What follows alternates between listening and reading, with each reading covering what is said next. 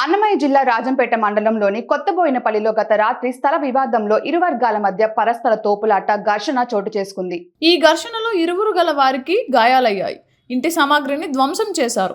గాయపడ్డ ఇరు వర్గాల వారు రాజంపేట ఆసుపత్రిలో చేరారు. కాగా ఇరు వర్గాల వారు ఓ స్థలం విషయంలో గతంలో నుంచి వివాదం కొనసాగుతోంది. గత రాత్రి ఇంటి వద్ద పెట్టిన బైక్ తొలగించే విషయంలో ఈ ఘర్షణ చోటు చేసుకుంది. దీన్ని రాజకీయ రంగు పులిమేందుకు ఇరు వర్గాలు ప్రయత్నాలు చేస్తున్నారు. ఈ సంఘటనపై రూరల్ పోలీసులు దర్యాప్తు చేస్తున్నారు.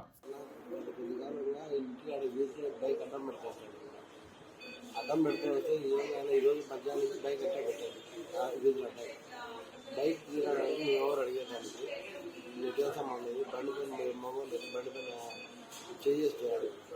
నువ్వు ఈ మాటకు బండి తీసేదానికి మేము చేయాలంటే మేము మగవాళ్ళు కదా అది పెట్టేయమంటారు. ఆయన వాళ్ళు ముందుగానే ప్రిపేర్ అయ్యి ఇంటికి ప్లాస్టిక్ పైపులు వచ్చింది. ఆ పైపులు గ్యాస్ పొడుగు పైపు ఉంది. ఆ పైపు తీసుకొచ్చి కొట్టాలి.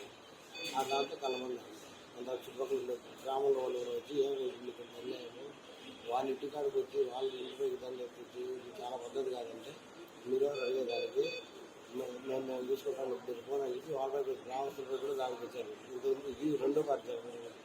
ఇంతకుముందు దేవస్థానం కాదు నేను దేవస్థానం పెద్దయితే అక్కడికి కూడా వీళ్ళు వచ్చి మీరేం చేసేది మేము చేస్తాము అది ఇది గొడవ పెట్టారు. ఈ వాలంటీర్ వ్యవస్థ ఉన్నప్పటి నుంచి మీరేం చేస్తారు మా చేతిలో ఉంది కదా మీరేంటి చేసేది అనే కాడికి ఇప్పుడు తయారైంది. ఈ ప్రభుత్వం పోయినా కానీ ఇంకా కక్షరాలు ఎక్కువ జరుగుతున్నాయి. వైకాపా నాయకులు మా పైన ఇప్పుడు దాడి చేస్తూనే వస్తున్నారు.